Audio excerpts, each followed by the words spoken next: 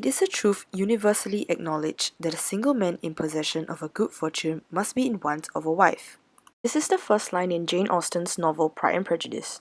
My name is Angel, and today I will be analysing the 2005 film adaptation of Jane Austen's Pride and Prejudice. For convenience, I may call Pride and Prejudice PMP for short. Pride and Prejudice is a British romantic drama directed by Joe Wright, starring Keira Knightley as Elizabeth Bennet and Matthew Macfadyen as Fitzwilliam Darcy. This is not just a simple love story about a boy and a girl, but a story revolving around its lively heroine Elizabeth Bennet and her family as they deal with issues like marriage, social class, and morality.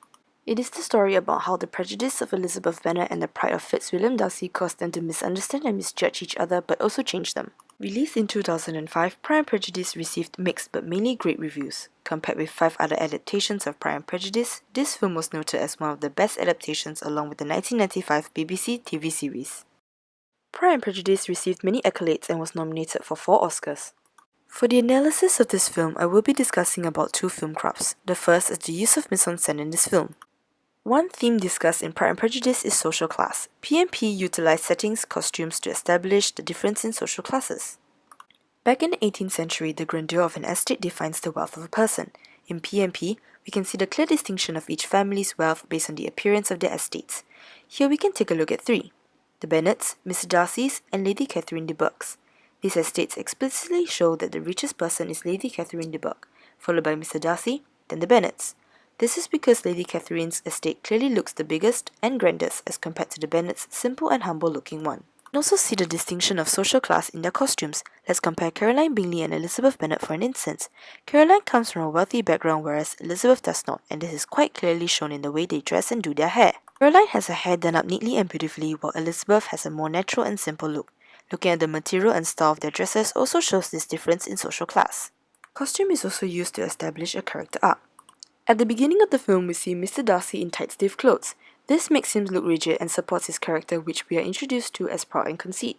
Towards the end of the film, he dresses in softer material, wears his coats undone, and at a very important moment, he dresses very loosely. This shows that his character has changed. Costumes and colour are also used together in establishing character traits.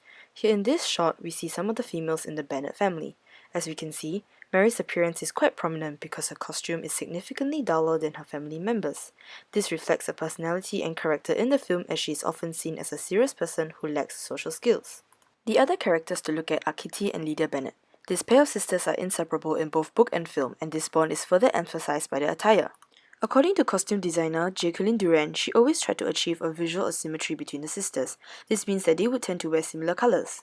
Next, I will be discussing about the use of cinematography. One of the things you'll notice in PMP is the use of long takes. This technique is usually used in this film to establish character traits and interaction. We see it at least 3 times in Pride and Prejudice. Due to time constraint, I will just be explaining one of them. So in the first scene, we follow Elizabeth into her family's house, and here we get to scratch the surface of this family and each of its characters. Just by looking at the amount of laundry, we can tell that the Bennet family is quite large. Seeing the maids in the background here also show that the Bennets are a middle-class family, since they can afford to have the maids. As we enter the house, we will see Mary playing the piano by herself, silently and also with her back against us. This matches her introverted and logical character. Next, Jane enters the scene, calm and ethereal. 2 giggly sisters, Lydia and Kitty, then run into the scene. Even with a slight commotion, Mary continues calmly. From this, we can already see the different characteristics of the Bennet sisters. We have the graceful elder sister, quiet young middle sister, and loud mischievous younger sisters. This slow tour around the house makes us as the audience feel like we're part of this family. It offers us a unique perspective and also allows us to understand them on a deeper level. As we exit the house, Elizabeth reappears and we follow her again. Here we see her parents having a conversation. This conversation not only sheds a light on the family dynamics, but also springs the story into action. From this, we can derive that Mrs. Bennet is an anxious person, and Mr. Bennet is a huge calm figure in the household. This long take was well used in introducing the Bennets to the audience. In later parts of the film, long takes were used to give the characters more depth.